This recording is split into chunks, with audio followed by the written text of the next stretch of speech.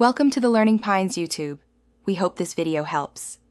You start by launching FL Studio and loading an instrument plugin. This gives you an audio source to play. Then enable the typing keyboard to piano shortcut so your computer keys become notes. It maps rows to white keys. Make sure your audio driver is low latency, like ASIO 4ALL or FL ASIO, set around 10 to 20 ms, because lower latency gives immediate feedback. Once done, press keys and watch the piano roll receive MIDI input. This proves the link is working. Now you map range and prepare to record. Use Z and X to shift octaves so you access low bass or high leads.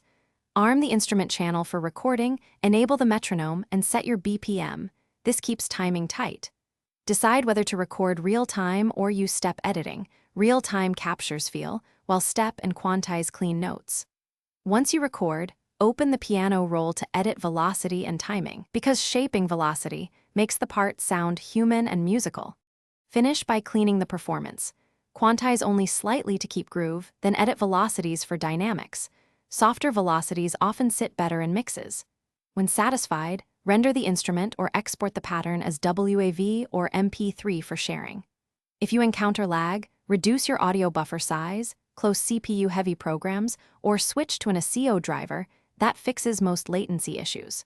Finally, save your project and name the take clearly, because organized files save time when you revisit the session. Thanks for watching. Consider subscribing if we helped you.